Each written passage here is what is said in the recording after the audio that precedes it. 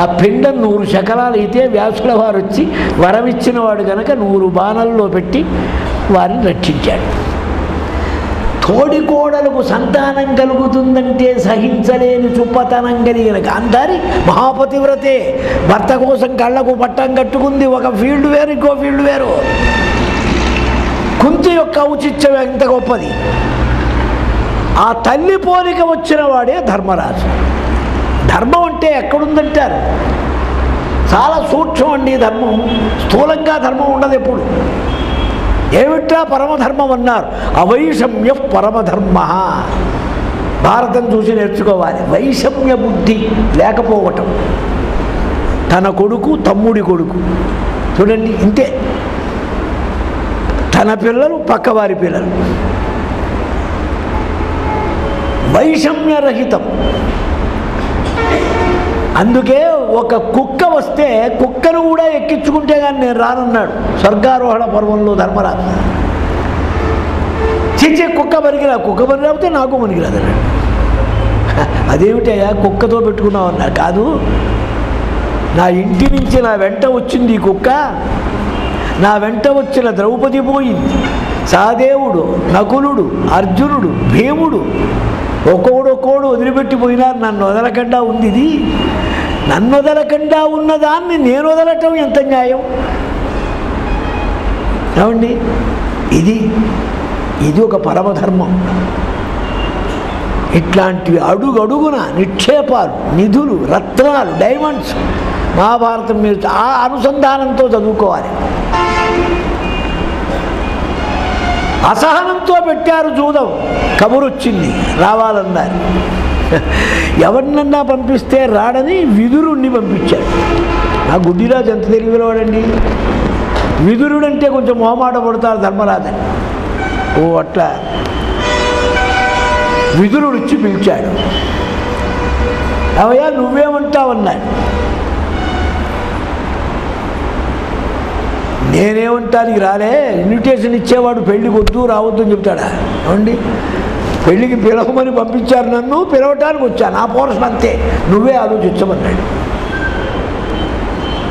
ఎక్కడ ఎవరున్నారు? జూదం ఆడేవాళ్ళు అన్నారు. జూదం ఆడాలట. జూదంలో ఎవరున్నారు? రాజా అతిదేవి కృతహస్త. రాజా అతిదేవి అత్యంత దేవనశీల. దేవీమప్యతిక్రమ్య హస్తకృత. దేవీ అతిదేవీకృత హస్త. భారతే త్వర్ధ గౌరవం. మీ ఆవిడ మీదికి కూడా చెయ్యి చాచేంత వరకు ఉందయ్యా ఈ జూదమని ఇంటిచ్చాడు విదురుడు. అందుకనే ఈయనేం చేశాడు, ఆమెను కూడా తరలించుకో వెళ్ళాడు. ఎందుకంటే ఆమె వెళితేగా కథ జరిగేది. అంత ధర్మరాజు ఎక్కా వెళ్ళాడన్నారు అంటే వైశంపాయనుడు అన్నాడు, అసంభవం హేమమృగస్య జన్మ తథాపి రామో లులుభే మృగాయ ప్రాయ సమాపన్న విపత్తికాలే ధియోపి పుంసాం మలినా భవంతి. బంగారము లేడి పుట్టదని తెలియనంత అమాయి కూడా రామచంద్రమూర్తి వారు. మాయలేడు వచ్చిందని పెళ్ళాం తీసుకోరమ్మంటే పరిగెత్తాడే. అలా వచ్చినప్పుడు ఆ టైంలో అలా నడుస్తారయ్యా పెద్దవాడు కూడా. తెలిసే ద్రౌపదిని తీసుకెళ్ళాడు. జూదం ప్రారంభం ఏంటి? అన్ని జూదం వాడికి వశీకరణ శక్తి ఉంది కదా. భాషాభిమాని దేవత క్షుద్ర ఉపాసన ఉంది, క్షుద్ర శక్తి. ఈయనకు అక్షహృదయం అనే మహావిద్య లేదు ధర్మరాజుకు. క్షుద్ర విద్య చేత వాడు వచ్చిన మధ్య వల్ల గెలుస్తున్నాడు. ఎట్టవ గెలిచాడు, అన్నీ పెట్టేస్తున్నా ఉన్నాడు. ఎల్ల ధనంబు నోటు వడితి ఇందు కులేశ్వర ఇంకా ఒడ్డగా మొల్లము నాకు చూపుమని ముందట సారెలు ద్రోచి ఆడగా నొల్లకయున్న సౌబలునకు ఉన్నత చిత్తుడు దారుణీతలంబెల్లను ఒడ్డి ఓటు వడియన్ బలవద్యసనాభిభూతుడై. తొందరగా పెడుతున్నాడు ఆయన. కారణం ఏమిటంటే ఇది ఎట్లాగో ఉండేదిగా, తొందరగా పూర్తి అయితే బయటికి వెళ్ళొచ్చు. ఎందుకు ఈ ఆట, అనవసరం ఆట. కానీ తమాషా చాలా సెన్సిటివ్గా ఉంటుంది ఆలోచిస్తే. జూదంలో ఓడేవాడు మత్తులో ఉంటాడు, గెలిచేవాడు హుషారుగా ఉంటాడు. ఇవాటికి ఇవాళ చాలేరా లేచిపోదాం అనుకుంటాడు, చెట్ల మేక నుంచి కొట్టాడు. గెలుపు చేయవాడు. ఓడిపోయిన వాడు చూడండి, చేతి గడియారం తీస్తాడు, ఉంగరం తీస్తాడు, చొక్కా కూడా తీస్తాడు. ఇక్కడ ధర్మరాజు హుషారుగా ఉన్నాడు, శకుని బోల్తా పడ్డాడు, కైపులో ఉన్నాడు. ఆ సమయం చూచాడు ధర్మరాజు, గమనిస్తున్నాడు వాడిని. పెట్టమన్నాడు. చక్కని మేలివాడు గుణ సంపద ఇంద్రుని బోలినాడు, పెంపెక్కిన ధీమి శరదుడు అహీనమహీధర ధైర్యశాలి, ఆ చక్కులరేని మిత్రుడకు సాటియనంతము శౌర్యశాలి, నా మక్కువ సోదరు నకులు మానధనాఢ్యుని పందెమొడ్డెదన్. మా మల్లాది అచ్యుతరావు శాస్త్రి గారి పద్యం, ద్రౌపది వస్త్రాపహరణం నాటకం. నా మక్కువ సోదరు ముందు నకులుని పెట్టారు. ధర్మసూక్ష్మం. ఓడేది అమ్మేది చిన్నవాడి ప్రాపర్టీ ఎప్పుడు అమ్మకూడదు, పెద్దవాడి ప్రాపర్టీ అమ్మవచ్చు అవసరమైతే. ఇది మన యొక్క మైనారిటీ సంరక్షణ పథకం. ఇప్పుడు జూదంలో పెట్టి కూర్చోవడం అంటే ఓడిపోవటమేగా. సహదేవుణ్ణి పెట్టకూడదు. మరి పెద్దవాడు నేను కూర్చుంటే తను ఓడిపోతే అయిపోయినట్టే, జూదం ఎండు కాకూడదు. ఏం ఎండైతే ఏమిటన్నారు, ఇక్కడే తమాషా. ఇంద్రుడు 5 రూపాలతో వచ్చారండి. 5 రూపాలు సమంగా ఉండాలి. అరణ్యంలో ఉండని, పట్టాభిషేకం కానీ ఏం కానీ. ఇందులో ఒకటి దాసుడై 4 స్వతంత్రులుగా ఉండకూడదు. అది ప్రిన్సిపల్కి విరుద్ధం. అందుకనేం చెయ్యాలి, తను కూర్చుంటే ఆగిపోతుంది. చిన్నవాడిని పెట్టకూడదు. ధర్మసూక్ష్మం ఆలోచించాడు. మా నాన్నగారికి 2 భార్యలు, ఒక భార్య పెద్ద కొడుకుని నేను, ఇంకో భార్య పెద్ద కొడుకున్నాడుగా. జ్యేష్ఠత్వం ఎట్లా అంటే అదో జ్యేష్ఠత్వం ఇదో జ్యేష్ఠత్వం. 4 ఆడపిల్లలు 4 మగపిల్లలు ఉన్నారండి. జ్యేష్ఠుడు ఆడపిల్ల ఒక జ్యేష్ఠురాలు, మగపిల్లవాడు ఇంకో జ్యేష్ఠుడు. ఏమంటే ఆడపిల్లల్లో పెద్ద మా అమ్మాయి అండి, మగపిల్లవాళ్ళలో పెద్ద వీడు అంటారు. అని ఇద్దరికి పెద్దరికం ఉన్నట్టేగా. నకులుణ్ణి పెట్టాడు. అందరినీ పెట్టిన తర్వాత ద్రౌపదిని కూడా పెట్టమన్నాడు. వాడు తన్ను పెట్టుకున్నాడు. తను పెట్టిన తర్వాత ద్రౌపది బంధం చెల్లదు కనుక అది వీగిపోయింది. ఇలా జూదంలో సంవత్సరాలు అరణ్యవాస అజ్ఞాతవాసాలు, కొంచెం టైం కూడా దాటింది, జరిగింది. మనం వెనక చెప్పుకొని విరాట పర్వంలోకి రేపు వెళదాం సమానంగా. జై రమారమణ ప్రజాభ్య పరిపాలయంతాం. ఏమనాలో ఈ రాజనీతి మనకు ఆశ్చర్యం. అన్నీ చూస్తూ ఉంటే తమాషా చూడండి. ధర్మం ఎక్కడ వస్తుందో, అందుకని చెప్తున్నా నేను ఇంత. ధర్మం వచ్చినప్పుడు అవినీతి, అధర్మం, హింస, అన్యాయం ముందు నశిస్తాయి. అవి నశించడమే కీచక ఉపకీచక సంహారం. ధర్మం నిలవాలంటే ఎట్లా? ధర్మం అన్నారు. ధర్మం బాగానే ఉంది. ధర్మం ఎలా నిలుస్తుంది చెప్పండి? పాండురాజుకు వచ్చింది ఈ ప్రశ్న. ధర్మరాజు పుట్టాడండి, ధర్మదేవత అనుగ్రహించాడు, పుట్టాడు. పుట్టిన తర్వాత ఏమనిపించింది? ధర్మం ఎలా నిలవాలి? ధర్మం నిలవాలంటే బలం కావాలి. బలం ఉంటే కదండి. బలం లేని ధర్మం ఏం ధర్మం? దుర్బలం. బలం కోసం వాయుదేవుణ్ణి ప్రార్థించాడు భీమయ్యకి. కనుక ఈ చెడు పోవాలే, చెడు ఉండకూడదు. చెడు పోవటమే ధర్మం యొక్క ప్రభావం. ఈ ధర్మం రావాలంటే విరాటుడి యొక్క యోగ్యత, ఉత్తరాదేవి యొక్క యోగ్యత, ఉత్తర కుమారుడి యొక్క యోగ్యత, వాళ్ళ వైభవం, వాళ్ళ బలం ధర్మరాజును తీసుకువచ్చింది. ధర్మరాజుని ఏమైనా పిలిచాడా? నువ్వు రావయ్యా మా ఊరని. ఎన్నో ఊళ్ళుంటే ధర్మరాజు ఎక్కడికి వచ్చాడు చెప్పండి? యూపీ ప్రాంతంలో తిరుగుతున్న ధర్మరాజు రాజస్థాన్కి చేరాడు. కామ్యక ద్వైత వనాలు యూపీ బార్డర్లో, ఖాండవ వనం ఇంద్రప్రస్థం ఢిల్లీ, ఈనాడు ఢిల్లీ కురుక్షేత్రం దాకా కర్నాల్ అని ఉంది. కర్నాల్ అంటే ఏమిటి? నేను చూసొచ్చా, దిగా ఓ రోజు దిగి కర్నాల్ అంతా తిరిగా. అదో పిచ్చి.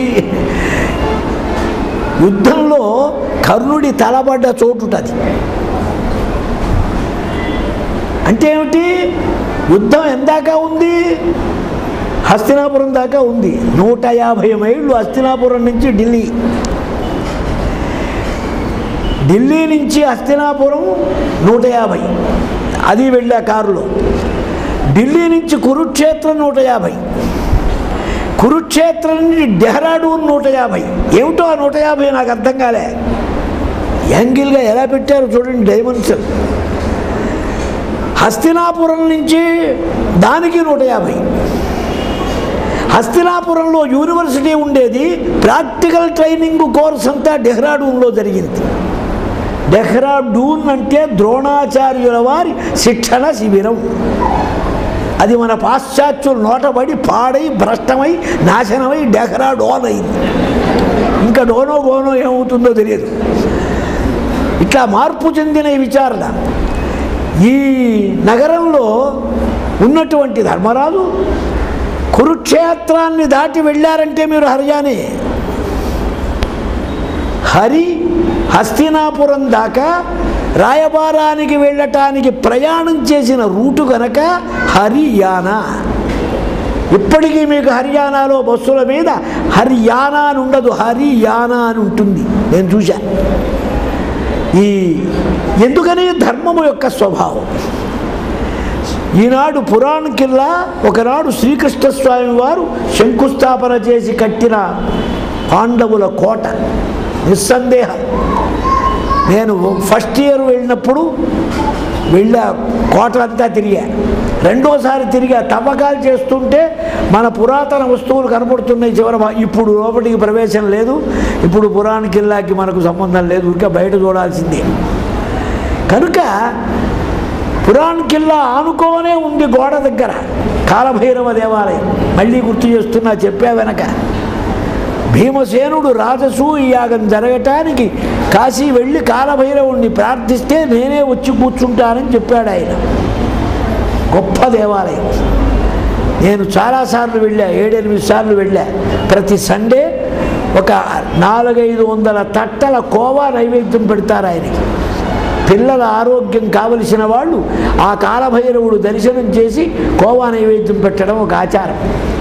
ఇది దానికి ఎదురు భాగంలో యమునా నదీ తీరమంతా రాజసూయ యాగశాలలు కట్టినటువంటి ప్రాంతాలు.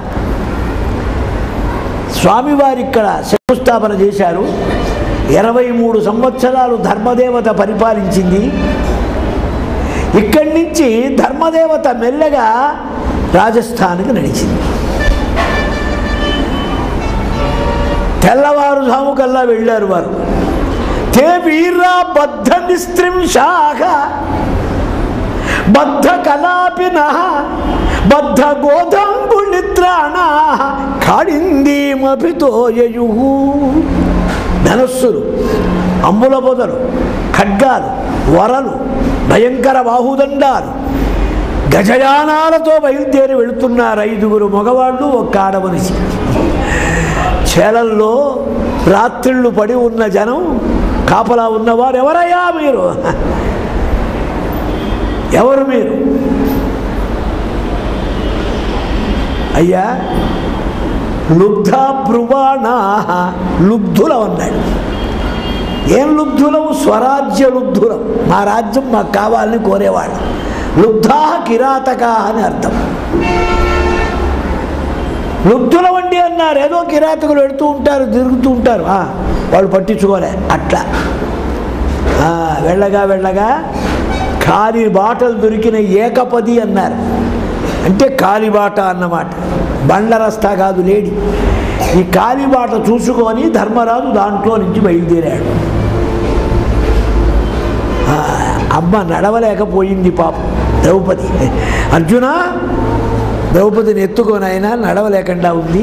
ఎక్కడ ఆగకూడదు, ఆగటానికి వీల్లేదు, గమ్యస్థానం చేరాలి. అయితే ఒక్క మాట వచ్చింది.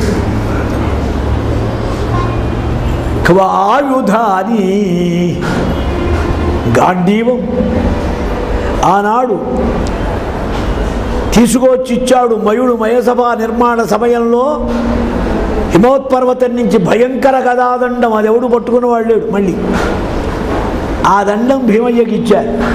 ఈ గదలు, ఈ ధనుస్సులు, ఈ బాణాలు, ఈ అమ్ముల పొదలు, ఈ ఖడ్గాలు, ఈ తూణీరాలు ఇవన్నీ ఎక్కడ పెట్టాలి, ఎక్కడ దాచేట్టు చూశాడు.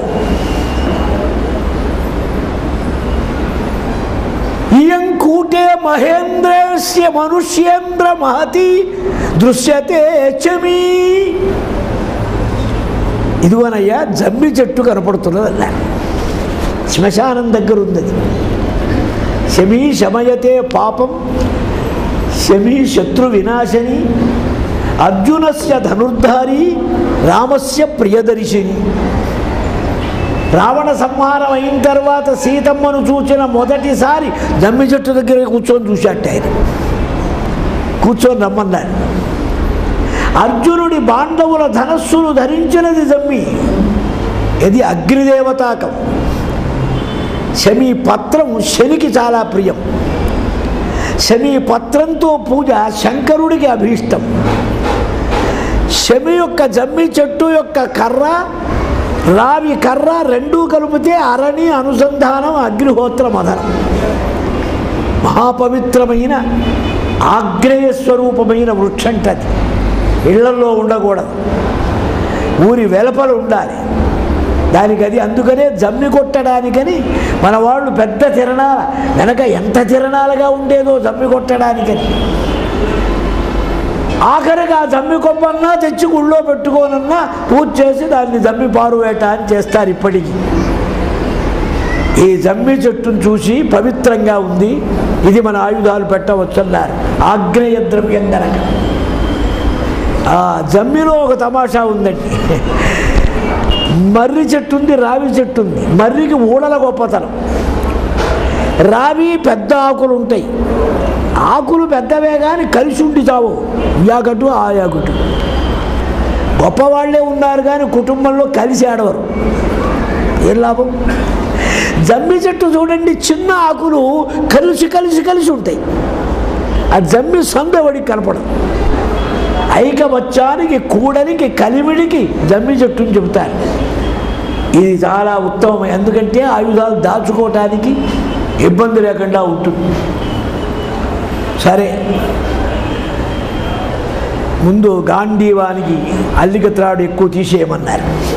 ధనస్సులు అన్నీ తీశారు. ఓ చుట్ట కట్టారు. ఆ కట్ట కట్టి బాగా బిగించి నకులు నెక్కమన్నారు. చెట్టు చిన్నవాడు కదా.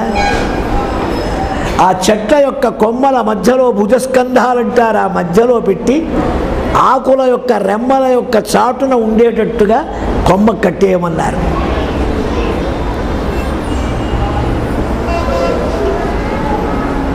తిక్కన గారు కొంచెం ముందుకు వెళ్ళి ఓ మాట అన్నాడు. అమ్మా ఆయుధ దేవతల్లారా, మా వాడు ఎప్పుడైనా భీముడు ధార్తరాష్ట్రకుల భీషణ రోషుడు చిత్తమెప్పుడెట్లై మదమెత్తునో అతని ఆగ్రహ వృత్తికి లోనుగాక.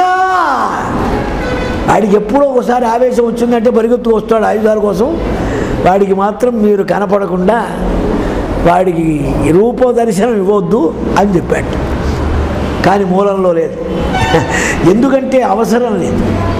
భీముడి దగ్గర తమాషా ఉందండి. అందరికీ కొన్ని ఇన్స్ట్రుమెంట్లే ముఖ్యం, భీముడికి అన్నీ. మరీ కోపం వస్తే అసలు ఏది పట్టుకోడు, రెండు చేతులతో వెళ్తాడు. సైంధవుణ్ణి కాపాడటానికి అడ్డంగా నిల్చొని బ్రహ్మాండమైన బలంతో ధనుస్సుతో ద్రోణాచార్యుల వారు రథం నిల్చుంది. ద్రోణాచార్యులు వారు రథం చూశాడు, గురువుగారు నిల్చున్నాడు, కొట్టేయట్లేదు.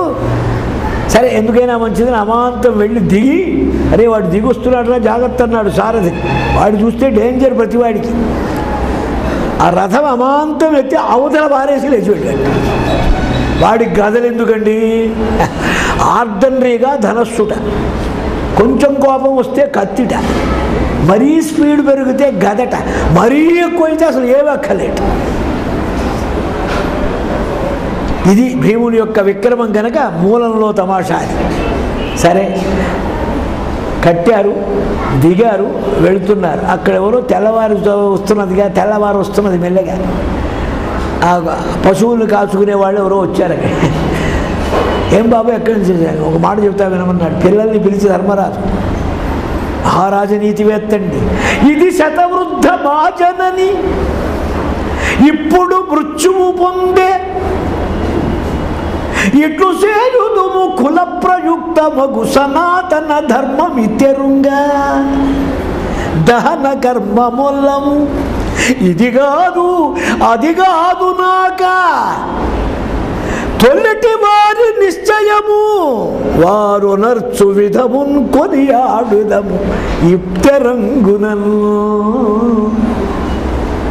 ఇది మా అమ్మ 100 ఏళ్ల ముసలమ్మ, ఇప్పుడే చచ్చిపోయింది. దాన్ని అట్లా చెట్టుకు వెళ్ళేసాను, అది అట్లా పడుంటుంది.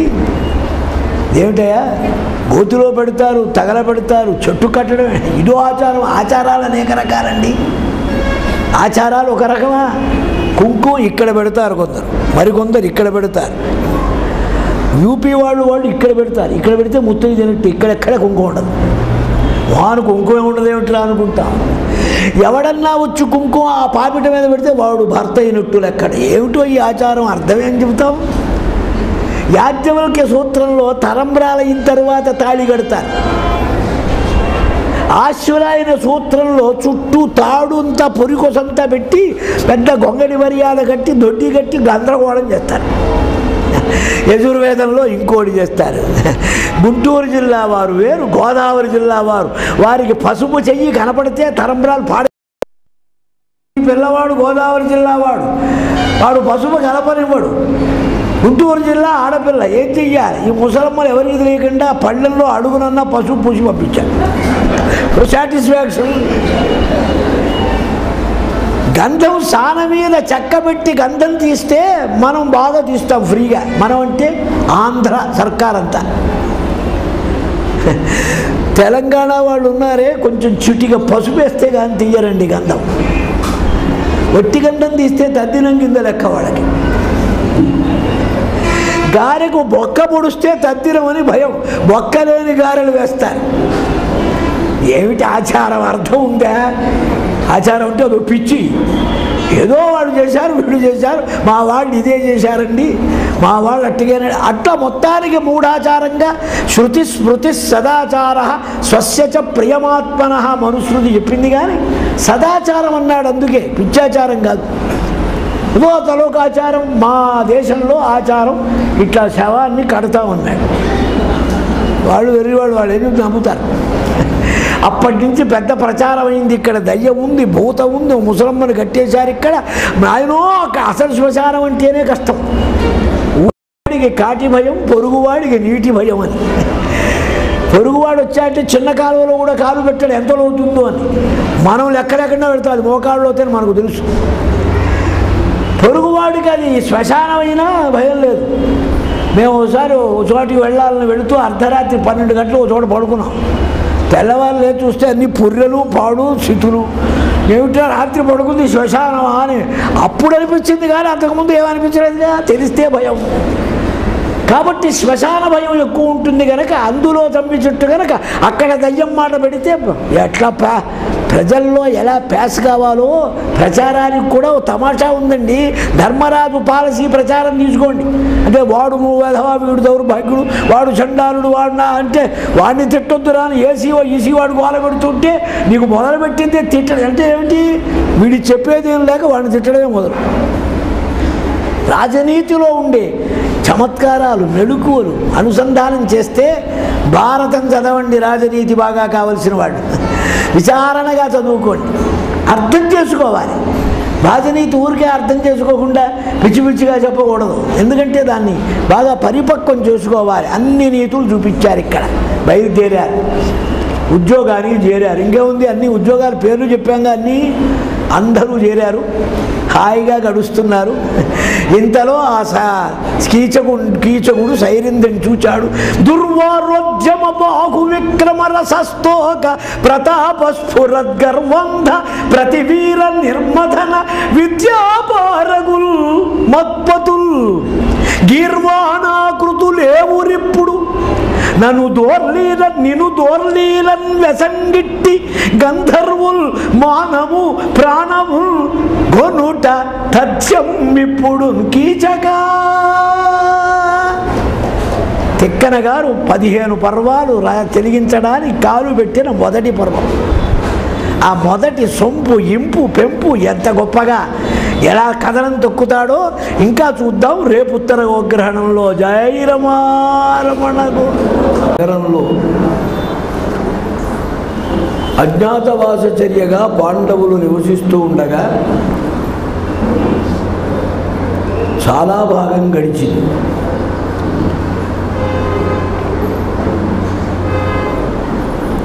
ఆ చివరి భాగంలో ఇంకా ఒక 15 రోజులుందనగా సుమారు కీచక వదయింది. కీచక ఉపకీచక సర్వసంహారం చేశాడు భీమయ్య. గంధర్వులు చేశారని అనుకున్నారు. సరే, మొత్తం మీద కౌరవులు ఆలోచించి దక్షిణ గోగ్రహణం చేశారు. ఉపప్లావ్యం విరాట మహారాజు గారి రాజధాని, దానికి దక్షిణం వైపు కొన్ని లక్షల గోవులు ఉన్నాయి, ఉత్తరం వైపు కొన్ని గోశాలలు ఉన్నాయి. ముందు దక్షిణం వైపు గోశాలను త్రిగర్తరాజైన సుశర్మ ఆక్రమించాడు.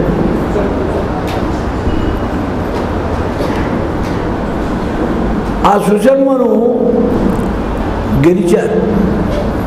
ఎవరు? ఒక్క అర్జునుడు తప్పితే పాండవులంతా వెళ్ళారు.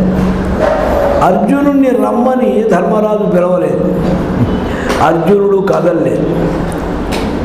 కారణం ఏమిటంటే, ఒక ఇబ్బంది వస్తే దాని వెంట ఇంకో ఇబ్బంది ఉంటుంది. జర్రి వస్తే తేలు ఉంటుందని మన వాళ్ళు అంటారు. అలాగే ఒక కలుసుబాటు వస్తే ఇంకోటేదో నెక్స్ట్ ఛాన్స్ వస్తుంది. అది ఒక సహజమైనటువంటి ఒక సూత్రం. ధర్మరాజు మహాప్రాజ్ఞుడు. ఎప్పుడైతే ఈ దక్షిణ గోగ్రహణ ఉపద్రవం వచ్చిందో, దీని వెంట ఏదో ఒకటి రాబోతున్నదని గుర్తించాడు, ఊహించాడు. ఈ వచ్చిన దక్షిణ గోగ్రహణ ఉపద్రవానికి మేము వెళితే చాలు, ఒక భీముడు ఉంటే అయిపోతుంది. ఇక్కడ ఒక్క అర్జునుడు ఉంటే ఏ ఇబ్బంది ఉండదు. అందుకని అర్జునుడిని కదిలించలేదు. అర్జునుడు కదలలేదు. ఎందుకు? అన్నగారి ఆలోచన ఏమిటో దాన్ని బట్టే నడవటం వారు. విరాటరాజు కోరలేదు. తమాషా చూడండి, విరాటుడు కోరాడు. కంకం వల్లవ గోపాలా దామగ్రంథిశ్చ వీర్యవాన్. కంకుబొట్టు, వల్లవుడు, అలాగే దామగ్రంథి, తంతిపాలుడు. అంటే వీళ్ళు పారు పేర్లతో ఉన్నారు. వీళ్ళు నలుగురు యుద్ధం చేస్తారని నాకు నమ్మకం ఉంది, వీళ్ళకు కూడా రథాలివ్వరా అని తమ్ముడికి చెప్పాడు. ఈ సెలక్షన్లో అర్జునుడిని పట్టించుకోలే. బృహన్నడగా ఉన్నాడుగా, కర్మ మారువేషంతో ఉన్నాడు కనుక ఈ వేషం వాడికి ఆయనకు ఆసక్తి కలిగించలే. ఇదే సందుగా ధర్మరాజు కదిలించలే. చాలా సూక్ష్మమైన రాజనీతి. ఒక కాపును కాచుకోవటానికి మరొక కాపు సిద్ధం చేసుకోవాలి. ఇది ధర్మరాజుకు చక్కగా తెలిసిన నీతి. ఇంకో తమాషా, అప్పటికే పాండవుల యొక్క అజ్ఞాతవాసం వెళ్ళిపోయింది. కొన్ని రోజులు కూడా గడిచింది. ఎలా గుర్తు? ఊర్వశీ శాపం అనే వరంతో అజ్ఞాతవాసం మొదలు సంవత్సరం మొదలు వస్తుంది ఆయనకు పేడితనం. పేడితనం పోయిందంటే అయిపోయినట్టే. అయినా యూనిఫారం మాత్రం మార్చలే. లంగా, జాకెట్టు, ఓణి, జడ, పూలదండ. ఇంకా మూర్తి మేకప్ మార్చకూడదు సమయం వస్తే కానీ. అందే ఆయన బృహన్నడే అనుకుంటున్నారు వీరంతా. ధర్మరాజుకు తెలుసు ఎప్పుడో వెళ్ళిపోయిందని, గడువు దాటి.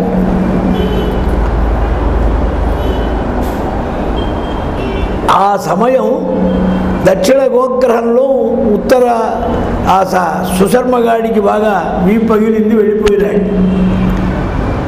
వీరంతా బయలుదేరొచ్చారు. దుర్యోధన సహమాత్య విరాటముపయాదథ భీష్మ ద్రోణ కృప కర్ణ పరమస్త్రవితు ద్రౌణిశ్చ సౌబలశ్చైవ తథా దుశ్శాసన ప్రభో వివింశతి వికర్ణశ్చ చిత్రసేనశ్చ వీర్యవాన్ దుర్ముఖ దుశ్శలశ్చైవ ఏ చైవ అన్యే మహారథాః. ఇంతమంది పరివారం వచ్చారు. మంచి గట్టి వాళ్ళందరినీ పట్టుకొచ్చాడు. ఎందుకంటే వాడికి భయమే, ఒకవేళ పాండవులు ఏమన్నా బయటపడితే లడాయి వస్తే అప్పుడు తట్టుకోవడం కష్టమని. లేకపోతే ఆవుల్ని పట్టుకోవడానికి వీళ్ళంతా ఎందుకు? అంతా మొత్తం గ్రూప్ అంతా వచ్చిందండి. ఈనాడు లేనటువంటి వారు లేరు. పేరెన్నిక చెందిన షణ్మహారథులు, 6 మహారథులు ఉన్నారు. అర్ధరథులు, రథోదారులు, రథికులు అలా ముందున్నారు. రాగానే ఉత్తరం వైపున్న గోశాలలు లక్షలు, సమృద్ధి, గుంపులు గుంపులు, కోట్ల గోవులుట. ఆ రోజుల్లోనండి సంపద ఆవులతో లెక్క పెట్టేవాడు. ఆవులే ఏ ఫంక్షన్ వచ్చినా ఆవులే దానం. 100 గోదానాలు, 1000 గోదానాలు. ఇప్పుడు గోలేదు, దానం లేదు. గోదానం చేశారండి మా నాన్నగారు పోయినప్పుడు. చేశావా నాయన? మంచి పని చేశాను. ఏముందండి, 500 ఇచ్చాను. అవధానుల గారు వచ్చారు, తోక మీద 7 జల్లి నెత్తి పెట్టాడు. ఆ తోక ఆయనే పట్టుకెళ్ళాడు. వాడు పట్టుకెడితే నువ్వు గోదానం పెట్టా నీ మొహం.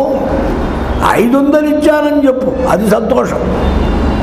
అందుకే మనవాడు గోదానం అంటే 5 రూపాయలు. స్టార్ట్ హ్యాండ్ కూడా చూపించారు. కాబట్టి ఆనాడు గోదానమే లెక్క. ఆనాడు సంపదలో గోవులే లెక్క. ఇప్పుడు సంపదల్ని వదిలిపెట్టి దరిద్రంలో మనం ఉన్నాం. దరిద్రమే మన సంపద. ఇప్పుడు బాగా ఆలోచించండి. సంభావ్యం గోషు సంపన్నం. ఆవు ఉంటే ఐశ్వర్యం ఉందిరా అన్నారు. ఆవులు ఎప్పుడు లేవో మనకు ఐశ్వర్యం లేనట్టే లెక్క. బ్రహ్మాండమైన గోసంపద. ఇంత సంపదని ఎప్పుడో కొల్లగొట్టేవాళ్లే. కానీ ఏమొచ్చింది తమాషా? వాడికి మంచి బలం ఉంది. ఇక్కడ కీచకుడనే బ్రహ్మాండమైన వ్యక్తి ఉన్నాడు. సింహబలుడును భీముండు శల్యుడు సమాన బలము గలవారలు. తిక్కన గారు అంటాడు కౌరవ సభలో చర్చ. సింహబలుడు అంటే కీచకుడు, వరఫ్ పేరు వాడికి. శల్యుడు, భీమసేనుడు సమాన బలం కలవారు. ఇంతవాడు ఉండటం, వాడికి పైగా స్ట్రెంత్ చూడబోతే 105. ఇది తట్టుకోలేక బార్డర్లో ఉన్న త్రిగర్తరాజు ఉన్నాడే. ఈ త్రిగర్త బొగర్త ఇప్పుడు కనపడవండి. త్రిగర్త, చేది, కొన్ని స్టేట్లన్నీ కలిసి మధ్యప్రదేశ్లో కలిసినాయి, సెంట్రల్ ప్రావిన్స్లో. మనం ఆలోచిస్తే కొన్ని స్టేట్లు అవతల ఉన్నాయి. Turkey, Iran, Iraq, Arab, China, British అంతా కూడా మన భారతం చరిత్రలో కనపడుతుంది. బాగా ఆలోచించాలి. చీనా, పరమ చీనా అంటే బర్మా.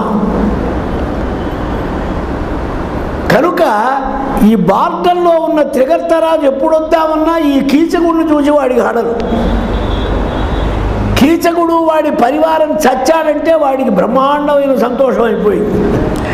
వాడే ఈ గోగ్రహణాన్ని స్టార్ట్ చేసి సలహా చెప్పింది. వాడికి ఏదో ఫాయిదా అవుతుందని. ఎవడి గోల వాడిది. 105 కీచకులను పోగొట్టుకొని బలహీనుడైనాడు పాపం. గోసంపద రక్షింపబడుతున్నది. ఎలా రక్షింపబడాలి? ధార్మికుల చేత రక్షింపబడాలి సంపద ఎప్పుడు. ఇక్కడే తమాషా. 2 రకాల సంపద రక్షింపబడుతుంది. గూండాల చేత, రౌడీల చేత, దుర్మార్గుల చేత. ఆ సంపద కాదు, ఒకనాడు ఆపద. ధార్మికుల చేత రక్షింపబడ్డ సంపద. విరాటుడికి ఆ చెడ్డ సంపద పోయి కొత్త సంపద రాబోతున్నది. అది తమాషా. ఎందువలన? ధర్మం వచ్చి తన దగ్గర ఉండటం వల్ల ఎవరిలో ధర్మం ఉంటుందో వారిలో అమంగళాలు, వారిలో ఉన్నటువంటి వినాశ సూచనలు, ఇబ్బందులు తొలగిపోతాయి. ధర్మో రక్షతి రక్షితః. ధారణా ధర్మ ఉచ్యతే. ధరతీతి ధర్మ. ధర్మమే ధర్మో విశ్వస్య జగత ప్రతిష్ట. సమస్త జగత్తుకు ప్రతిష్ట ధర్మం. ఒంటి స్తంభం మేడ ఈ బ్రహ్మాండం. ఆ స్తంభమేది? ధర్మం. ఈ ధర్మం ఎప్పుడైతే తన దగ్గరికి వచ్చిందో తన యోగ్యత, పుణ్యం, మహాభాగ్యవశం వల్ల విరాటుడు పాపం కొంచెం ఇబ్బంది పడ్డట్టు కనపడ్డా వీళ్ళని నమ్ముకున్నాడు. దక్షిణ గోగ్రహణం గెలిచారు. కానీ విజయం పొందిన వారు వెంటనే రాకూడదు. ఆ రాత్రి రణస్థలంలో ఉండాలి. అదొక మర్యాద ఉంది. తెల్లవారే ధావుకల్లా వీడు తగులుకున్నాడు. ఈ గోపాలులను వచ్చి పట్టేశాడు. ఉత్తర గోగ్రహణం. వాడికి ఏం చెయ్యాలో తెలియలే. ఇక్కడికి వచ్చాడు. ఇంట్లో అబ్బాయి ఒక్కడున్నాడు, పిల్లవాడు పాపం. వాడెప్పుడు పెద్ద యుద్ధాలకు వెళ్ళినవాడు కాడు. వాడు చదువుకున్నాడు, వాడు సారథ్యం నేర్చుకున్నాడు, యుద్ధం నేర్చాడు. కానీ ఏదో మామూలు యుద్ధాలు వేరు. ఇవి వచ్చింది ఎవరు? విరటుడు నిన్నునెప్పుడు 10,000 ముందర చెప్పు. బాహు విస్ఫురితుడు, శౌర్యశాలి, కులభూతి విశేష విధాయకుండు, కాతర పరిరక్షగుండనుచు. రాజకుమార, దానికి ఈడుగా చేయుము ఇద్దరిన్. నిన్ను మీ నాన్నగారు అట్లా ఇట్లా ఇట్లా ఎట్లా చెప్పేవాడు. అసలు చెప్పింది లేదు, వీడు వినది లేదు. అవసరాన్ని బట్టి అట్లా. నీ కీర్తి ఏకార్తి, ధూపార్తి, పాలవర్తి, గొడవర్తి, నరసవర్తి, కుందుర్తి. అబ్బో, ఎన్ని ఒత్తులు వచ్చినాయిరా. వీడు పొంగిపోతాడు. స్తోత్రం చాలా అవసరమే ఒకప్పుడు, కొంచెం మనిషిని పెంచడానికి. వాడికి బాగా పులకరించింది. ఇందుట్లో తమాషా, చెల్లెలు ఆడపిల్లలు చుట్టూ ఉన్నారు. వాళ్ళ మధ్యలో వీడు వచ్చి పొగిడాడు వెధవారు. ఇప్పుడు ఏమన్నా, నువ్వు లేచి వెళ్ళి ఆ కౌరవుల్ని గెలిచి ఆ గోవుల్ని తేవాలన్నాడు వీడు. లెక్కేమిటన్నాడు. ఎత్తున గొందు కౌరవులను ఎల్లరు మార్కొని రేని, గోవులందెత్తు ముహూర్త మాత్రమున. లెక్కేమిటన్నాడు. క్షణంలో చేస్తాడు, చిటికలో. కానీ ఒక్క ఇబ్బంది ఉంది. తేరికి సారథినేమి చేసి నా చిత్తము నన్ను విచార దశ గందడు, ఎవడు గల్గునుకో నేగదా గడప నేర్తు రథంబనన్ పురిన్. ఈ సమయంలో ఒక్కడెవడైనా వచ్చి నీ రథాన్ని నేను నడుపుతానయ్యా అని ఒక్కడు చెబితే ఎంత బాగుండు. సారథి లేకపోవటం వల్ల ఇప్పుడు నేను ఎంత విన్నా ఏమీ చేయలేకుండా ఉన్నానన్నాడు. చూడండి, పాపం పొగుడుకున్నాడు. కుర్రవాడు, చిన్నతనం, ఆడవాళ్ల మధ్యలో కానీ వాడికి భాగ్యం గొప్పది. ఎత్ర యోగేశ్వర కృష్ణ ఎత్ర పార్థో ధనుర్ధర తత్ర శ్రీ విజయో భూతి ధ్రువా నీతి మతిర్మమ. ఎక్కడ నరనారాయణుల దివ్య అనుగ్రహ కటాక్షం ఉంటుందో, వారి పాదస్పర్శ ఉంటుందో, అక్కడ జయం, లక్ష్మి, నీతి, సంపద సర్వం ఉంటాయి. వాడికి తెలియదుగా పాపం. తెలియక ఏదో పెద్ద బాతాగాని అంటున్నాడు.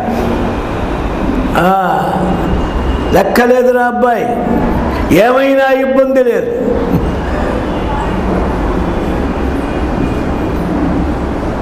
కురుపతి భీష్మ కర్ణ కృప కుంభజ ముఖ్య.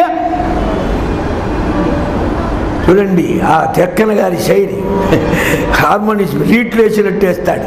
అవసరం వస్తే ఆ పదాలు, లేకపోతే చాలా తమాషా పదాలు. ఆ కవిత్వం అంటే కవి బ్రహ్మ. ఆ సొగుసు మన తెలుగు జాతికి అద్భుతమైనటువంటి మహాకానుక. పద్యం కూడా చదవదగినట్టు చదువుకోవాలి, ఏదో చదివితే పానకం కలిపి తాగినట్టు ఉంటుంది. కురుపతి భీష్మ కర్ణ కృప కుంభజ ముఖ్యులు మత్సముద్యమ స్ఫురణము చూచి పార్థుడని బుద్ధి కలంగగా బెట్టు గిట్టి సంగరమున నోర్చి ఏ పశుల క్రమ్మర తేరకయున్న భూవరుడు సుహృజనంబు పరివారము చిత్తములందు మెతురే. ఇవాళ నేను బయలుదేరి రణరంగానికి వచ్చి అద్భుత వీర్య పరాక్రమ ప్రభావాలు చూపించి ఈవి నువ్వు చెప్పిన కౌరవ మహాప్రముఖులందరినీ గెలిచి గోవులను వెనక్కి తేకపోతే మా నాన్నగారు, మా పరివారం, మా సామంతులు నన్ను మెచ్చుకుంటారా అన్నాడు. చూడండి, అమంగళం పోగానే మంగళప్రదమైన భగవద్ అనుగ్రహం వచ్చినప్పుడు ఆ భగవత్ శక్తి మన వెంట ఉంటుంది. నీకు ఏమి ఉపకారం చెయ్యాలా అని ఎదురు చూస్తూ ఉంటుంది, సమయం ఎప్పుడా అని. అలాగే ఆ వరండాలో తిరుగుతున్నది ద్రౌపదీదేవి. వీడు అవాకులు చవాకులు ఏమేమో పేరేస్తున్నాడు, లంక సొరకాయలు కోసి అవతల పారేస్తున్నాడు. ఆ ఒక్క మాట వినేటప్పటికీ ఆమెకు ఏమన్నాడు? పార్థుడను బుద్ధి కలంగగా వచ్చినవాడు అర్జునుడురా అనుకోర్రా, అడలిపోతారన్నాడు. 13 ఏళ్ళు అయింది, అర్జునుడి పత్తా లేదు. లేట వ్యవహారం కదా అని వీడు ఇష్టం వచ్చినట్టు చెప్పుకుంటున్నాడు. ఆమె విన్నది, ఈ వెధవ మా ఆయనకు డీట, పైగా ఆయనలాగా వీడు పరాక్రమిస్తాడా అని కొంచెం అనిపించి, కానీ మా వారిని కీర్తిచ్చాడుగా ఎన్ని చెప్పినా. భగవత్ కీర్తనం. అందుకే చెప్పారు విరాట పర్వంలో అసలు సూత్రం, యాని భగవన్ నామాని తత్తుల్య నామాని ధనంజయ నామాని. వ్యాఖ్యాత.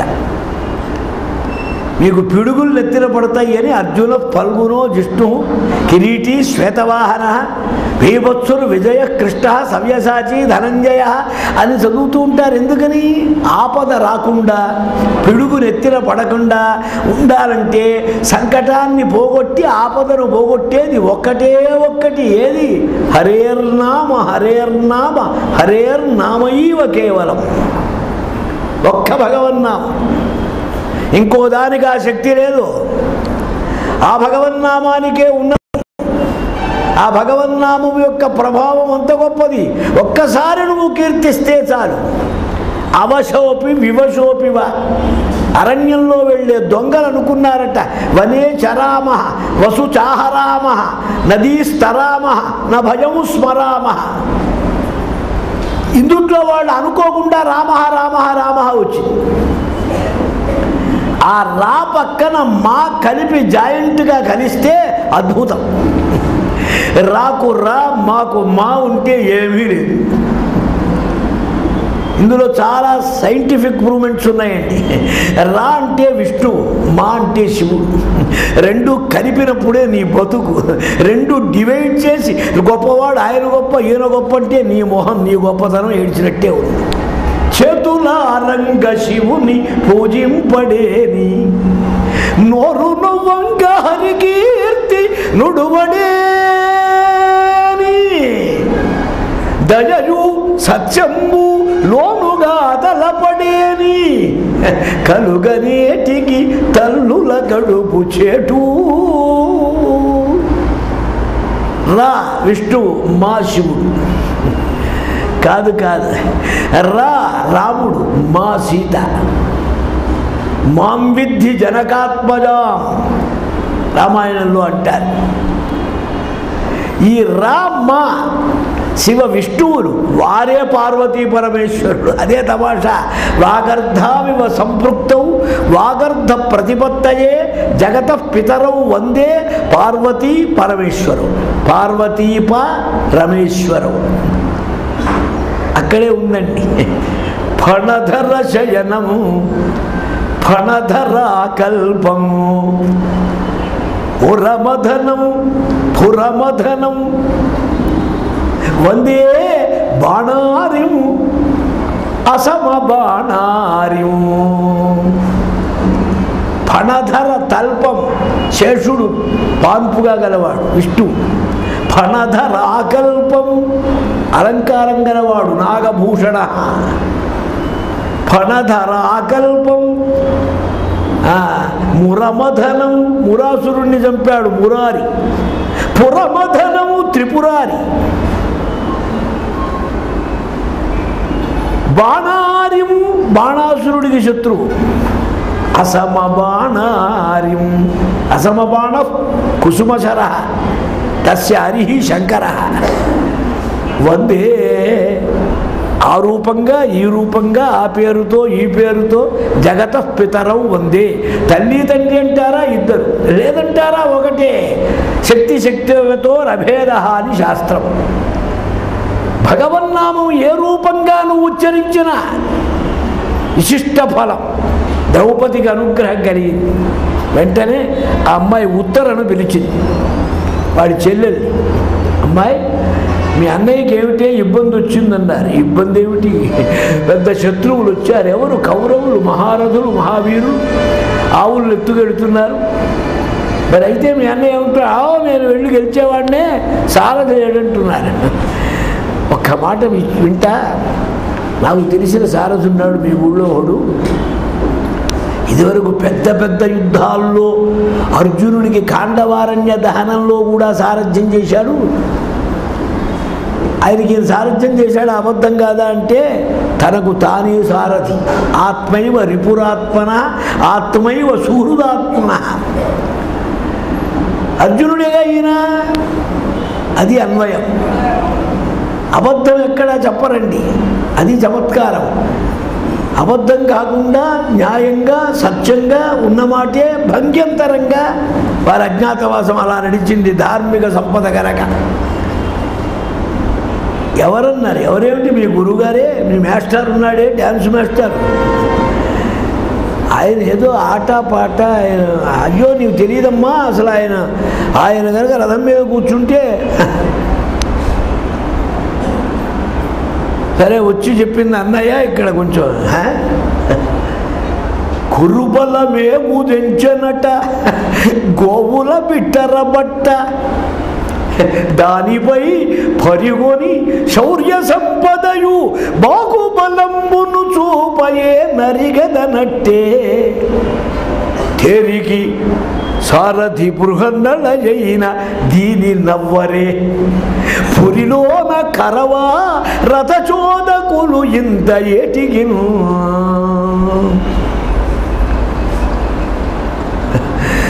అనేటప్పటికే ద్రౌపది అంటుంది, నాయనా కౌరవ సేనగాదు త్రిజగంబులు ఒక్కట ఎత్తి వచ్చినన్ తేరు బృహన్నళా వశగతించెరియించిన గెలవచ్చు తద్వీర గుణంబు సొంపు పృథివీవర నందనము నెరుంగుదు కారణ జన్మమై తను వికారము వచ్చిన పెంపు దక్కునే.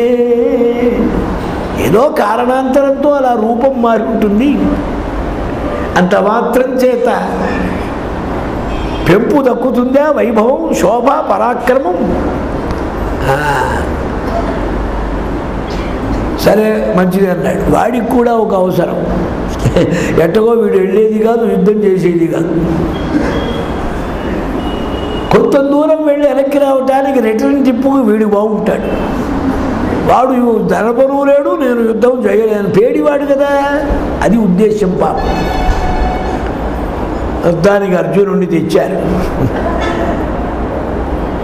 మహాపురుష సాంగత్యం, అనుకోకుండా భగవంతుని యొక్క అనుగ్రహ కటాక్షం మన వల్ల వారికి కొన్ని ఇబ్బందులు వచ్చినట్లు భావించి ఉన్నారు కనుక సైరంధ్రి కారణంగా కీచక ఉపకీచకాది సంహారమై బలహీనుడై ఉన్న విరాటుడికి సాయపట్టం పరమధర్మమని ధర్మదేవత ధర్మ దృష్టితో అర్జునుడిని అట్టే పెట్టాడు. అపారమైన కృపా విశేషంతో అర్జునుడు నిలిచాడు. పిల్లవాడు అతనికి ఏం తెలుసు, పాపం అమాయకుడు, తెలియని వాడు ఏమన్నా ఇబ్బంది ఉండదు. మన జ్ఞానాన్ని బట్టే భగవంతుడు కొలుస్తాడండి.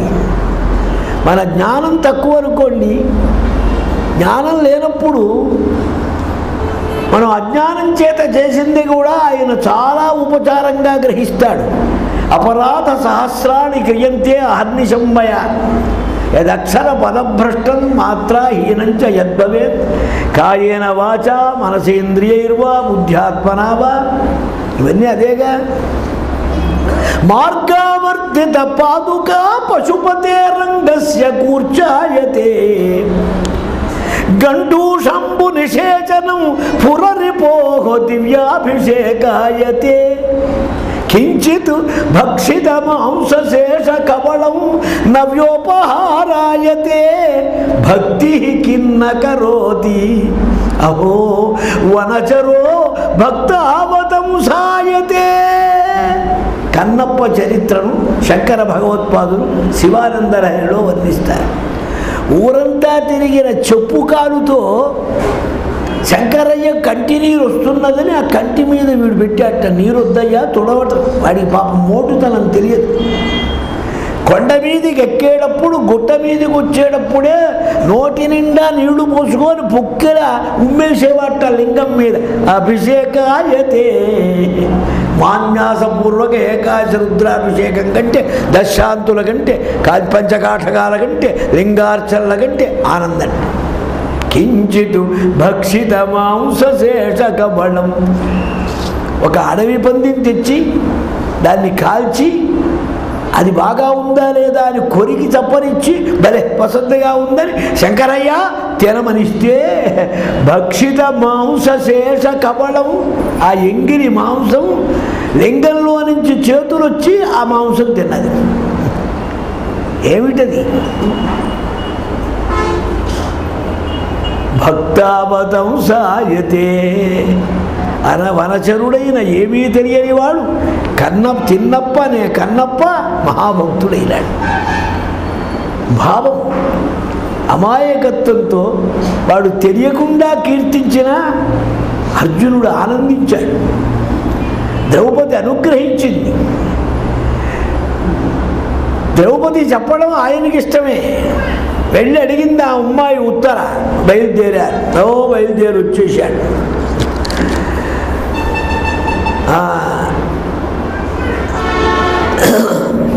అయ్యా నువ్వు మాకు రథాన్ని తోలాలన్నాడు. నా ఉద్యోగం ఏమిటి, నా అపాయింట్మెంట్ ఏమిటి, నా వేషం ఏమిటి? గీతం వా యదివా నృత్యం వాదిత్రం వా పృథగ్విధం తత్కరిష్యామి. నువ్వేది చెప్పు, ఏ రాగం పాడమను, ఏ స్థాయిలో అరమను, ఎన్ని మేళ గుత్తుల్లో అరమను, మూర్ఛనాదులు చూడమను, వాద్యాలు వాయించమను, పాడమను, ఆడమను, ఆడించమను. అంతేగాని సారథ్యం ఏమిటయ్యా? వీడంటాడు క్యాండిడేట్ బాగానే ఉంది, మనకు కావాల్సిన వాడు దొరికాడని. బృహన్నడా, నీకు ఇప్పుడు ఊరికే ఓన్లీ డిప్యూటేషన్ కానీ పోస్టు మారటం కాదు, మళ్ళీ వచ్చి నీ సీటు నీదే, దానికేం అభ్యంతరం లేదు సుమా. నువ్వు వాడు సారథ్యం చేసావు, రేపటి నుంచి యుద్ధాలు పోతానుకుంటావేమో. బృహన్నడే గాయనోవా నర్తనోవా పునర్భవ క్షిప్రం మే రథసారథ్యం నిగృహీష్వ. నాకు కొంచెం రథం తోలిపెట్టి ఒక్క పూట కొంచెం ఇబ్బంది వచ్చింది, అందుకని అడుగుతున్నా నేను. మీకు ఇదివరకు ఇంత యుద్ధం చేసేవారికి రథసారథి లేకుండా ఉంటాయండి?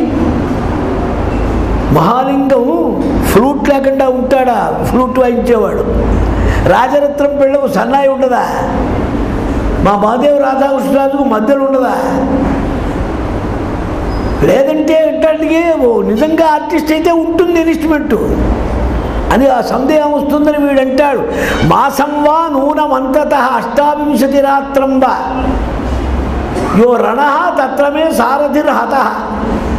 28 రోజులు నెల రోజులు అయిందయ్యా పెద్ద యుద్ధం. ఆ యుద్ధంలో వెళ్ళాను నేను, అక్కడ మా అనుభవం కలిగిన సారి చచ్చిపోయినాడు, అందుకని ఆ పోస్ట్ ఇంకా వేకెన్సీగా ఉందన్నాడు. వీడు యుద్ధానికి వెళ్ళింది లేదు.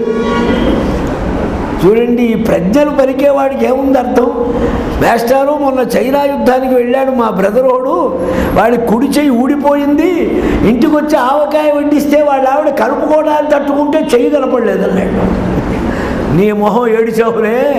మా ఫ్రెండ్ ఒకడున్నాడు, వాడి మధ్య పాకిస్తాన్ యుద్ధం, రెండో పాకిస్తాన్ యుద్ధానికి వెళ్ళొచ్చాడు, అసలు తలకాయ పోయింది, స్నానం చేసి క్రాపికి దూకుందామని అద్దం దగ్గర వెళితే తలకాయ కనపడలేదు. కోతలకి ఏమిటండి? వీడు యుద్ధం చేశాట, వీడు యుద్ధంలో సారథి చచ్చాట, ఆ వేకెన్సీ పూర్తి కాలేదుట. వీడు చెప్పాడు, సరే మీ ఇష్టం అన్నాడు. కవచం తెచ్చాడు, వస్త్రాలు కట్టుకోవాల్సినవి తెచ్చాడు, అమ్ముల మొదలు తెచ్చాడు. ఈయనేం చేశాడు? కవచం తెస్తే ఇట్లా తుడుక్కోవాలి, కాళ్ళకు తోడడం మొదలుపెట్టాడు. తెలియని వాళ్ళ అయ్యో ఒట్టి వెర్రివాడు దొరికాడు రా బాబు అని వాడే కట్టాడు. వాడే బాణాలు అంబుల పొదలు కట్టాడు. వాడెత్తాడు, వాడు కడితే కదా మరి వాడికి ఇబ్బంది వచ్చేది ముందు. సింహం మార్కు జెండా వారిది. సింహం ఏది? విరాట మహారాజు గారి ట్రేడ్ మార్క్. ఆ జెండా ఎత్తారు పైకి, బయలుదేరారు, మంగళహారతులు ఇచ్చారు. బ్రహ్మాండమైన ఉత్తర మొదలైన ఆడపిల్లలంతా అద్భుతంగా యదర్జునస్య వృషభతుల్యగామినః పురా అభవతు ఖాండవదాహ మంగళం కురున్ సమాసాద్య రణే బృహన్నళే సహోత్తరేణ అద్య తదస్తు మంగళం. ఆనాడు ఖాండవారణ్య దా సందర్భంలో ఇంద్రాది దేవతల మీద రణరంగానికి బయలుదేరిన సవ్యసాచి ధనంజయుడికి ఏ దివ్య శుభ విజయ మంగళం జరిగిందో నీకు ఆ మంగళం కలుగ్గాక హారతిచ్చారు. వీళ్ళు కూడా ఆయన్నే కీర్తించారు. చూడండి తమాషా. అసంకీర్తన ప్రియ నాహం వసామి వైకుంఠే నా యోగి హృదయే పునః మద్భక్త ఎత్ర గాయంతే తత్ర తిష్టామి నారద. వైకుంఠంలో ఉండను, యమ నియమాది షష్టాంగ యోగ పారీణులై బహు కష్టంతో కూడిన తపస్సంపన్నులైన ఋషుల మనస్సులు హృదయాల్లో ఉండను. ఎప్పుడో ఒకసారి తడుక్కన కనపడతా వాళ్ళ పుణ్య విశేషం బట్టి. నేను మకాం పెట్టేది ఎక్కడంటే మద్భక్త ఎత్ర గాయంతి, నా భక్తులు ఎక్కడ గానం చేస్తారో. శ్రీ దత్తాత్రేయ గురుమూర్తి దిగంబర నామం ఎవరు చేస్తూ ఉంటారో అక్కడ స్వామి ఉంటారు, వస్తారు. ఆయనకు రూపమేమిటి? అన్ని రూపాలు ఆయనే. ఏ రూపంగా వస్తాడో మీకేం తెలుసు? ఆ రూపంలో మీరు భగవంతుడిని చూడగలిగి ఉండాలి. చూస్తే చూస్తారు, లేకపోయినా ఆయన వస్తాడు, ఆయన పని చేస్తాడు. దత్తోనామ స్మరణ మనిషం కుర్వతాం సన్నిధానే గూఢాకారశ్చరతి సహసా వాంఛితం దాతు కామ. భగవంతునికి కీర్తనం, అందుకే శ్రవణం కీర్తనం, పాదసేవనం, అర్చనం, వందనం, దాస్యం, సఖ్యం, ఆత్మనివేదనం. 9 భక్తులు చెబితే మొదటి 2 శ్రవణ కీర్తనాలే. ఆలోచించండి. శ్రవణ కీర్తనాల్లో శ్రవణం వల్లనే మీ మనస్సు భగవద్ రూపాన్ని ధరిస్తుంది. ఇది ముఖ్యమైన మాట. ఆత్మావారే ద్రష్టవ్య శ్రోతవ్య మంతవ్య నిధిధ్యాసితవ్య. శ్రౌతవ్య తవ్య ప్రత్యయం వేశారు. ఆత్మావారే ద్రష్టవ్య, ఆత్మసాక్షాత్కారానుభవ స్థితి కావాలన్నప్పుడు నీవు ఆ సంపదకు శ్రోతవ్య, సర్వదా విను. తెలిసింది కదా అని అనుకోబోకు. నీకు తెలిసిందంతా తెలిసింది తెలిసినట్టు వినాడు పోతూ ఉంటుంది. అది జీర్ణం కావాలి, లోపలికి మననానికి రావాలి. అది మననానికి రావాలంటే సకృత్ దాని విషయం సంస్మరణం చెయ్యాలి. తయేతే సాధవ సాధ్వి సర్వసంగ వివర్జిత సంగస్తేష్వత సంప్రార్థ్య సంగ దోషహరాహితే. ఆ సత్పురుషుల సాంగత్యం చేత, వారి ప్రబోధం చేత నీ మనస్సు బాగా కుదడబడుతుంది. ఈ శ్రవణం అనేది బాగా స్థిరపడుతుంది. అందుకని శ్రవణానికి ముఖ్యమైంది ఏది? కీర్తన. 9 ఉపాయాలు ఉన్నాయండి భక్తులు, నవవిధ భక్తులు. శ్రవణం, కీర్తనం అన్నీ కావాలనుకుంటారు. పొద్దునపూట శ్రవణం, మధ్యాహ్నం కీర్తనం, సాయంకాలం ఏది కుదిరిదావు. ఒక్కడి చాలన్నారు. విష్ణోస్తు శ్రవణే పరీక్షిత భవతు. ఒక్క శ్రవణమే పట్టుకున్నాడు. 7 రోజుల్లో భవబంధ విముక్తుడైనాడు పరీక్షిత్. శ్రీకృష్ణుల వారు సంకీర్తనమే పెట్టుకున్నారు. ఒక్కొక్కటి చాలు.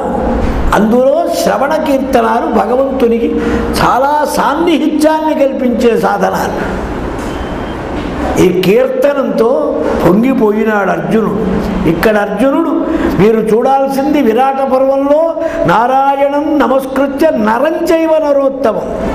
నరుడు ఆది ఋషి, సాక్షాత్ భగవంతుడు. ఆయనకేదో అజ్ఞానం పుట్టింది, అది వదలటానికి ఈయన గీత చెప్పాడంటూ ఉంటారు. భగవద్గీత ఉపన్యాసాలు దంచేస్తుంటారు. పట్టింది వీళ్ళకు కానీ ఆయనకు కాదు. ఆయనకు పడితే ఒక్క క్షణంలో గీతాశాస్త్రం అంతా ఆయన చెప్పడం ఏంటి, ఈయన వినటం ఏంటి, శోకమోహాలు పోవటం ఏంటి. పుట్టినప్పటి నుంచి భాష్యాలు వింటే ఇప్పటికీ అరంగుళం పోలేదే మనకు. చెప్పేవారికి పోలేదు, వినేవారికి పోలేదు, ఇంకెవరికి పోతుందండి? కాబట్టి ఆయన అర్జునుడు మీకోసం వచ్చాడు. అందుకే పార్థో వత్సః అన్నారు. దూడరా పార్థుడు అన్నారు. భోక్త ఎవరన్నారు? సుధీర్ భోక్త. దూడ కోసం ఎవడైనా పాలు మొదలు పెడతాడా? పాడి అరే దూడ గుడిచిపోతుందో అంటాడు వీడు, కొంపంతా మునిగిపోయినట్టు. ఆ దూడను లాగేసి దానికి తౌడో నీళ్ళో చొప్పో పాడో పారేసి ఆ పాలు వీడు పిండుకుంటాడు. బుద్ధిమంతుడి కోసం గీతాశాస్త్రం కానీ అర్జునుడి కోసం కాదు. మరి అర్జునుడు ఎందుకన్నారు? ఇక్కడే తమాషా. బ్రహ్మగారిని ప్రార్థించాడు. ఆయన విష్ణుపాదోద్భవైన గంగను దూతా అన్నాడు భగీరథుడికి. వదిలాడు. వదలగానే కాదు, గంగ అడిగింది నేను కిందికి వస్తే నన్ను భరించేవాడెవడని. వచ్చేదాన్ని భరించేవాడు ఉండొద్దండి. అప్పుడు శంకరుణ్ణి ప్రార్థించాడు. గంగ వస్తే శంకరుడు భరించినట్లు సద్గురువుల అనుగ్రహ కటాక్ష ప్రబోధాన్ని భరించగల శిష్యుడు ఉండాలి. అప్పుడే రాకపోతే వేస్ట్, వ్యర్థమైపోతుంది, ఉన్నది కూడా పోతుంది చివరికి. అందుకని అర్జునుడు భగవద్రూపమే శిష్యరూపంగా ఉన్నది బాగా గుర్తించాలి. దీనికి చాలా ఎవిడెన్సులు ఉన్నాయి, చాలా ప్రమాణాలు ఉన్నాయి. భారతం అంతా బాగా విచారిస్తే కానీ ఇవి తెలియవు. భారతం అందరికీ తెలియదండి. ఏదో ఆ చాప్టర్ చదువుకొని దానికి దీనికి పద్యాలు చదువుకొని ఏదో చెబుతూ ఉంటారు భారతం అంటే. అది భారతం కాదు, గీరతం. భారతంలో చాలా క్లూస్ ఉన్నాయి. బాగా అనుసంధానం చేసి ఆలోడనం చేసి వ్యాసానుగ్రహంతో మనం తంటాలు పడాలి.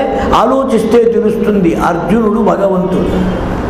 భగవద్విభూతి చెప్పిన పర్వం గనక విరాట పర్వం పరమశుభం. ఉద్యోగ పర్వం ఉందే, సగుణ సాకారం, జ్ఞానభాగం, మోక్షం రెండిటికి ఆధారం. విరాటోద్యోగాలు భారతంలో కథాభాగంలో కనపడే కమనీయమైనటువంటి ఘట్టాలు. బయలుదేరాడు, రథం మీద కూర్చున్నాడు, ఏమీ తెలియని వాళ్ళలాగా వెళుతున్నాడు. సంతోషించాడు వీడు కూడా. అది పిక్చరైజ్ చేసి చూడండి. అది విరాట నగరం. విరాట నగరం నుంచి ఉత్తరం వైపుగా ఒక బ్రహ్మాండమైన ట్రంక్ రోడ్డు ఉంది.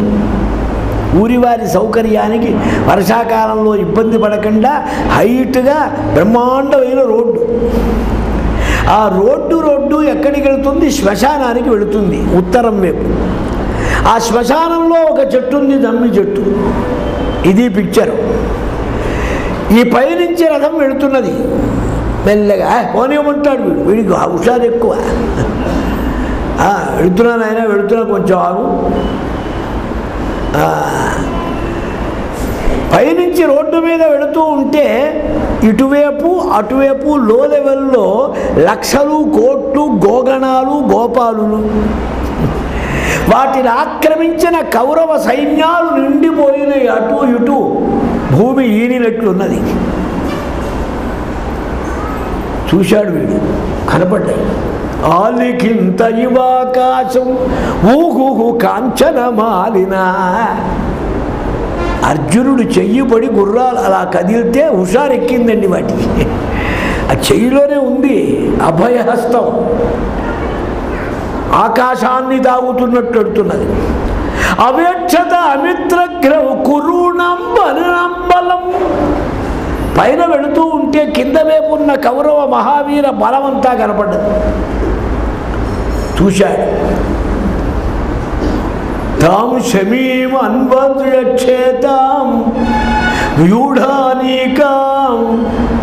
బ్రహ్మాండమైన కొమ్మలతో దట్టముగా దళసరిగా ఉన్న జమ్మి చెట్టు కనపడ్డది ఎదురుగా.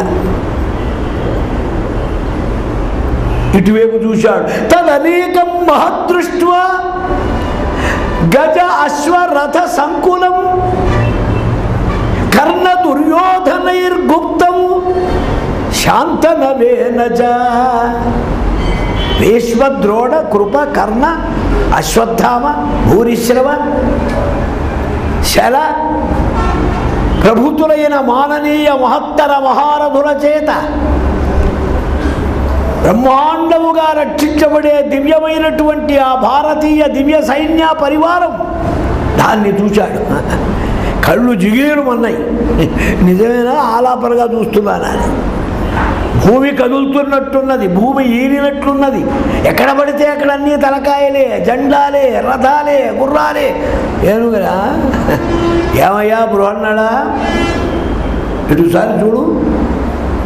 భీష్మద్రోణ కృపాది ధన్వి నికరాభీలంబు దుర్యోధన గ్రీష్మాదిత్య పటు ప్రతాప విసరాకీర్ణంబు శస్త్రస్త్రజాల ఊష్మస్ఫార చతుర్విధోజ్వల బలచుగ్రంబు ఉదగ్రానికము సైన్యము ఇది ఏ జరంగ శక్తుండనే. బాబు నీ పుణ్యం ఉంటుంది, ఒక్కసారి చూడవయ్యాటు. ఏమంటున్నావు? నోత్సగే కురుభిర్యోద్ధుం రోమహర్షం హి పశ్యమే. మా వెంట్రుకలన్నీ పంది నివాసాల్లాగా నిలిచినాయి. చూడొక్కసారి ఎట్లా నిలిచినాయో. బహుప్రవీరమచ్చుగ్రం దేవైరపి దురాసదం ప్రతియోద్ధం నశక్షామి కురు సైన్యమనంతగం. అంతులేని అద్భుత ప్రభావవంతమైన ఈ కౌరవ సేన పరివార పరికరాలను గెలవగలనా, యుద్ధం చేయగలనా? నా చేత కదలండి. ఈ సైన్యంలో చేరటం ఎట్లా? అమ్మ నాయన చూడగానే గుడ్డ బొగులుతున్నది. దుర్యోధనస్తథా వీరో రథినం వరః ద్యుతిమంతో మహేశ్వాసా సర్వే యుద్ధ విశారదా దృష్ట్వైవ తాన్ కురూన్ సర్వాను వ్యూఢానీకాను ప్రహరిణః కృషితాని చ మే రోమాణి. మహావీరాది వీరులైన చండ ప్రచండ విక్రమవంతులైన కౌరవ సేనా పరివార పరికరాలను కంటితో చూచినప్పుడు గగుర్పాడు, రోమాంచం. అబ్బో నా చేత కాదు బాబో, నేను తట్టుకోలేకపోతున్నా అన్నాడు. శాసుల వారంటారు, అభిజాత విజాతస్య మౌర్ఖ్యాతు ధూర్తస్య పశ్యత పరిదేవయతే మంద సకాశే సవ్యసాచిన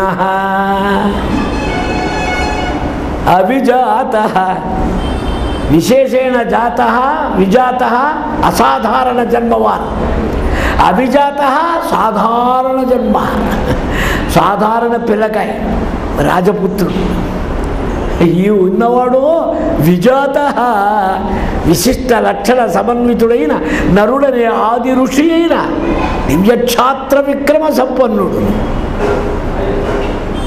ఆయన దగ్గర ఆయన పాపం ఎట్లా ఉన్నాడు ధూర్తస్య ధూర్తో నామ వేషధారి వేషం మార్చి ఉన్నాడు పాపం అందుకని తెలుసుకోలేక ఆయన చూస్తూ ఉండగా ఏడవటం మొదలుపెట్టాడు ఒకటే గోల ఒకటే ఏడుపు సకాశే సవ్యసాచిన మేరు పర్వతం దగ్గరుండి తులం బంగారం కోసం ఏడ్చినట్టుంది ఇది సవ్యసాచి దగ్గర ఉండి ఏడవటం ఏమిటి బాబో పుణ్యం ఉంటుంది చూడవయ్యా త్రికర్తం మే పితో పితా యాత శూన్యే సంప్రణిధాయ సర్వం సేనాముపాదాయ నమే సంతి ఇక సైనికా అబ్బాయి చెప్తా వినొక్క మాట మా నాన్నగారు దక్షిణ గోగ్రహణ యుద్ధానికి మొత్తం సైన్యాన్ని పట్టుకెళ్ళాడు నీకు తెలుసుగా మొత్తం పట్టుకెళ్ళినా నన్నెందుకు వదిలాడో తెలుసా పనికిరాదని మనలో మాట ఇప్పుడు ఇక్కడ మాట్లాడుకోవటానికి ఏమి ఇంట్లో కాదుగా దీన్ని బట్టయినా నువ్వు అర్థం చేసుకోవచ్చు కదయ్యా నేనెంత ఉపయోగం నన్ను పట్టుకో సాగదీస్తావు నువ్వు అయ్యయ్యో అకృతస్త్రుడ బాలుడ కార్ముక విద్యా ప్రౌఢిమై నిరూఢులైన శకుని జయద్రథ దుర్ముఖ వికర్ణ కర్ణాది యోధ వీరులకు ఎదురే భారతం చెబితే ఈ పట్టు ఉండాలండి కంఠస్థాయి ఉండాలి ధైర్యం ఉండాలి ఒక్కాణం ఉండాలి వాచికం ఉండాలి అర్థ సంపద ఉండాలి అన్నీ ఉండాలి ఏదో భగవంతుడు ఇచ్చాడు విరమించబోతున్నా కనుక చెబుతున్నా అంతకంటే ఏం లే ఇవాళకి కూడా ఇలా చెబితేనే భారతం వింటారు లేకపోతే ఏదో భారతం చెబుతున్నారంటే భారతం గీరతం చాట భారతం పట్టు రసకందాయం భారతే సారం భారతంలో ఉన్న సారం అన్ని రసాలు ఉన్నాయి ఇక్కడ అందుకే దీన్ని నాటకీకరణ చేశారు వ్యాసుల వారి దృష్టిలోనే ఇది నాటకం అండి నేను ప్రూవ్ చేస్తా నాది రీసెర్చ్ మైండ్ ఊరికే పురాణాలు చెప్పడం చదవడం కాదు అనుకుంటారు కొంతమంది ఎందుకని దీన్ని నాటక స్థైలిలో ఆయన రాశాడు కావాలని దానికి అనుకూలంగానే భగవంతుడు తిక్కన గారిని సృష్టించాడు ఆయన నాటకీయంగానే రాశాడు మా నాటకాల వారు అసలే నాటకాలు చేశారు తిరుపతి వారు ఎందుకంటే రసపోషణ స్థాయి భావం రసపోషణ దీంట్లో ప్రధానం అకృతస్థుడ బాలుడ చేతగాని వాడిని చిన్నవాడిని నా మీద దయ తెలుసు బాబో నువ్వు చంపేయబోకు నువ్వేదో కసి పట్టుకో వచ్చినట్టు నా మీద నీకెందుకయ్యా నా మీద కసి చూడండి వాడు ఎన్ని రకాలు చూడాలో అన్ని రకాల తంటాలు పడ్డాడు మానవుడికి వీక్నెస్లు చాలా ఉంటాయిగా కొంతమంది కాడా వేళ పడితే కరుగుతారు కొంతమందికి ఏదన్నా కొంచెం వెయిట్ పడేస్తే పేపర్ వెయిట్ అప్పుడు సడన్గా లొంగిపోతాడు ఎంతవాడు పిలిగోళ్ళు అయిపోతాడు ఇట్లా అనేక ఉపాయాలు ఉన్నాయి అందుకని గృహన్నల ఒక్క మాట చెబుతా విను నీ ఉద్యోగం నీది నేనేం తీసేయను నిన్ను పర్మనెంట్ చేస్తా ఇంకో మాట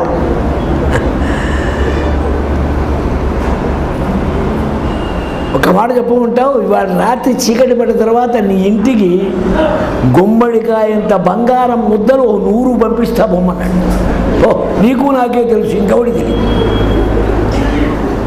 14 రథాలు ఇస్తా అన్నాడు 5 ఏనుగులు ఇస్తా అన్నాడు గుర్రాలను తోలుతా అన్నాడు చూడండి వాడు ఎన్ని పెట్టారో అన్ని పెట్టాడు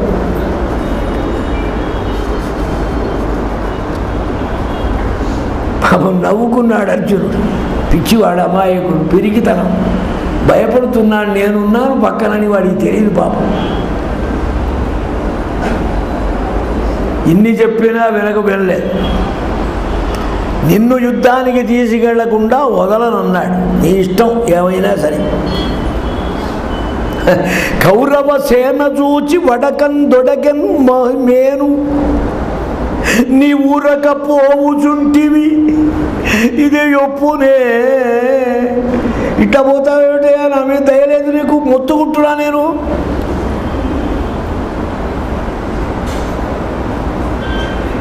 ఇప్పటి స్థాయి చూచి, ఇప్పటి నీ వ్యవహారం చూస్తే నా ప్రాణాలు పోయేట్టే ఉన్నాయి.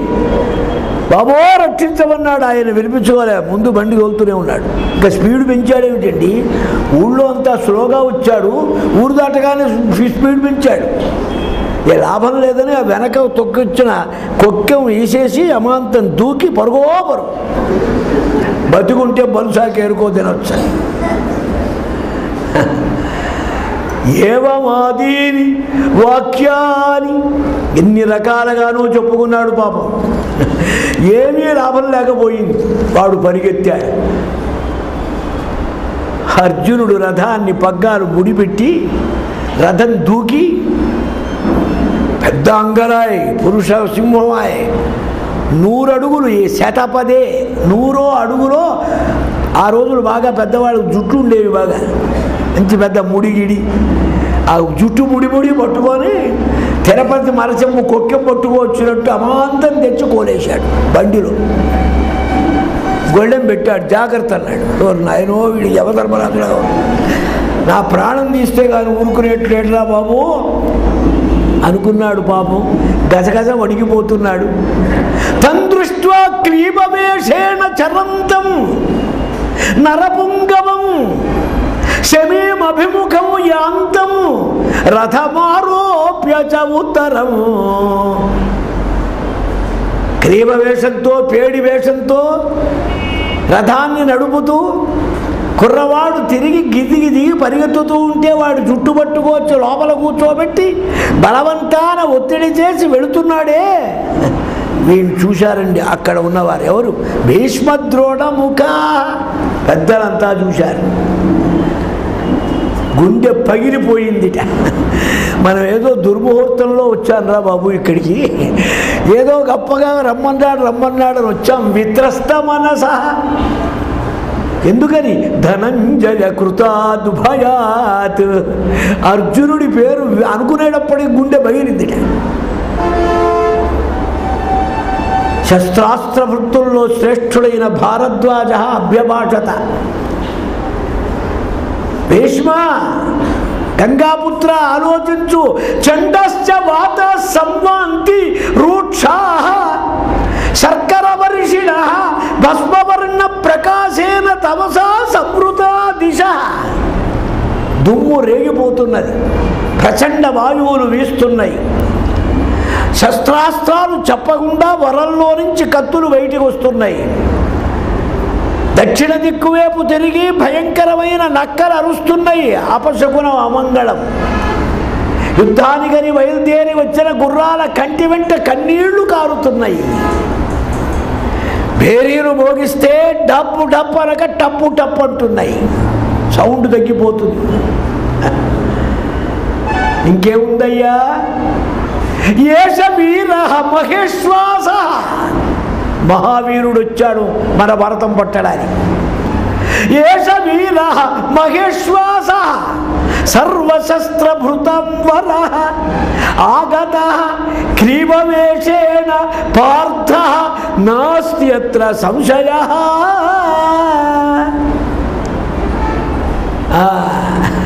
వచ్చిన వాడెవరో కాదు అర్జునుడు. క్రీమవేషంతో వచ్చాడు. నదీజ లంకేశ వనారికేతు నగహ్వయ